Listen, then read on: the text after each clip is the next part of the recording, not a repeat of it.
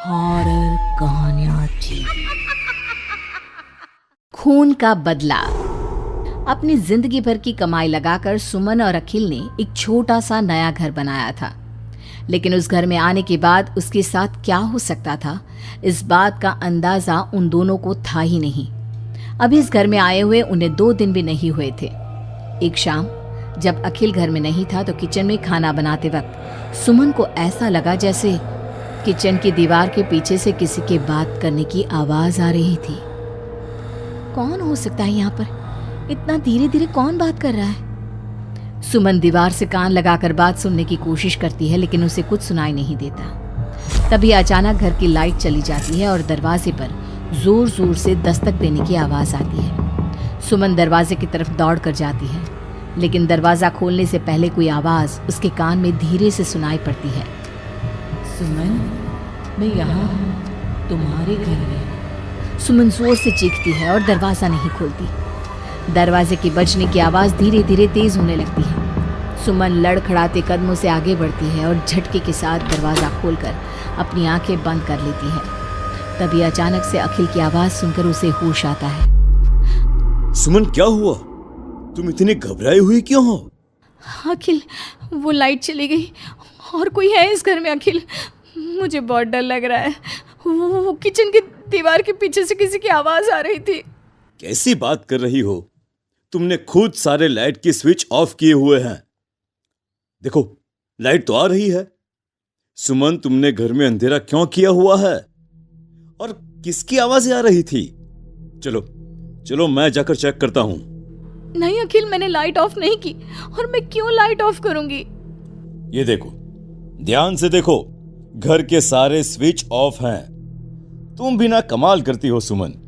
तुम्हारी तबीयत तो ठीक है? ये देखकर सुमन और भी ज्यादा डर जाती है कि सच में लाइट की सारे स्विच बंद थे। सुमन समझ नहीं पा रही थी कि ये सब किसने किया होगा। ठीक उसी वक्त अखिल किचन की तरफ जाता है और सुमन को ऐसा लगा जैसे पीछे से किसी ने उसके कंधे पर हाथ रखा। उसने जैसे ही पलट कर देखा, एक साया उसके घर के दरवाजे से बाहर निकलता हुआ नजर आया। अखिल, अखिल यहाँ आओ, देखो कोई तो है। अभी अभी मैंने उसे बाहर जाते हुए देखा है। सुमन, मुझे लगता है कि तुम्हारी तबीयत ठीक नहीं है। अरे, मैंने किचन में भी जाकर देखा। पास वाले घर में जो लोग हैं ना, उनसे बात करने की आवाज आ रही है। एक काम करो, तुम जाकर आराम करो, मैं खाना खुद परोस कर खा लूंगा। ओके? तुम बेडरूम में जाओ। जाओ। नहीं अखिल, मैं अकेले नहीं जाऊंगी और अब इस घर में मैं एक दिन भी नहीं रहना चाहती। थोड़ी देर के बाद सुमन और अखिल दोनों ही बेडरूम में जाकर सो जाते हैं। डर की वजह से सुमन को नींद नहीं आ रही थी, लेकिन फिर वो गहरी नींद में सो जाती है और सुबह जब सोकर उठती है तो उसने देखा कि अखिल ऑफिस के लिए तैयार हो गया था। अखिल, आप कहाँ जा रहे हैं? मुझे इस घर में अकेला छोड़कर आप कहीं नहीं जा सकते। देखो सुमन, मेरा ऑफिस जाना बहुत जरूरी है। कल तुम ऐसे ही डर गई थी। अब परेशान मत हो और मैं ब्रेकफास्ट बाहर कर लूंगा। ओके? जब तुम्हारी तबीयत ठीक लगे तो तुम खाना बनाकर खा लेना। और हाँ, अगर तुम कहो तो मैं तुम्हारे लिए बाहर से खाना भिजवा दूं। नहीं अखिल, उसकी कोई ज़रूरत नहीं है। मैं अपने लिए खाना बना लूंगी, लेकिन मुझे डर लग रहा है। डरने की कोई बात नहीं है। अभी मैं चलता हूँ, तुम अपना ख्याल रखना। चलो, गुड बाय। अखिल के जाने के बाद सुमन बाथरूम में नहाने के लिए चली जाती है और शावर ऑन करती है। नहाते नहाते सुमन को एहसास होता है कि शावर से पानी की जगह खून गिर रहा था। उसने घबराकर सामने लगे मिरर में देखा और ये देखकर उसके पैरों तले जमीन खिसक गई कि वो पूरी तरह सर से पैर तक खून में भीग चुकी थी। सुमन भागकर बाहर आती है। उसे अपने घर का पूरा फर्नीचर जला हुआ नजर आता है और उसके ठीक सामने खड़ी हुई थी एक औरत जिसने दुल्हन के कपड़े पहने हुए थे। उसके चेहरे पर लंबा सा घूंघट था और उसके शरीर से खून टपक रहा था। कौन हो तुम और क्या चाहती हो मुझसे? यहाँ क्यों आई हो तुम? मैं तुमसे तुम्हारा पति चाहती हूँ। मुझे अपना पति दे दो और मैं वापस चली जाऊंगी। लेकिन मेरा पति? अखिल, मेरा मतलब तुम्हें मेरा पति क्यों चाहिए? हमने क्या बिगाड़ा है तुम्हारा?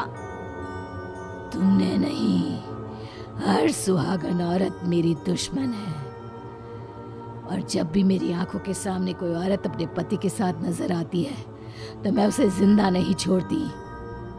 लेकिन तुम ऐसा क्यों करती हो?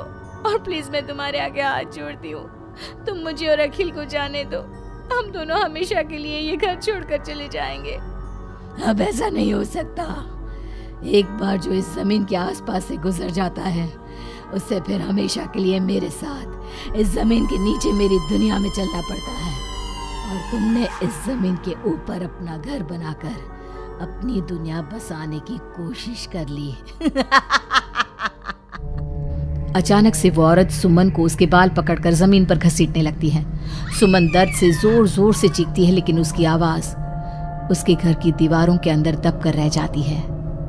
अब बाकी दूसरी औरतों की तरह मैं तुम्हें भी इस घर की दीवारों के नीचे दफन कर दूंगी और तुम्हारे पति को हमेशा के लिए अपना पति बना लूंगी। जानती हो, मेरी भी शादी हुई थी, लेकिन शादी के ठीक बाद मांग में सिंदूर भरकर मेरे पति ने गला घोट कर मेरी हत्या कर दी और इस जमीन के नीचे मुझे गाड़ दिया। बस तब से मेरी आत्मा यही भटक रही थी। मुझे भी सुहागन बनना है, मुझे भी पति चाहिए। छोड़ दो मुझे प्लीज, मुझे जाने दो। देखो तुम्हें पति चाहिए, तुम किसी और को अपना पति बना लो। मुझे और अखिल को जाने दो यहाँ से। लेकिन वो औरत सुमन को लेकर वहां से गायब हो जाती है। शाम को जब अखिल ऑफिस से लौट कर आता है, डोरबेल बजाता है, तभी मुस्कुराते हुए सुमन दरवाजा खोलती है।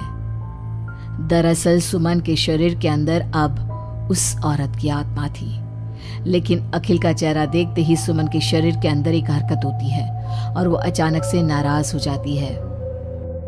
क्या हुआ सुमन? आज तो ठीक हो ना? तुम्हारी तबीयत भी ठीक लग रही है आज तो। गुड। मुझे नहीं पता था कि तू आने वाला है यहाँ, वरना तो मैं तेरी मौत का सारा इंतजाम करके रखती। क्या हुआ? अब मेरी बात का जवाब नहीं दोगी क्या? नाराज हो मुझसे किसी बात पर? हाँ?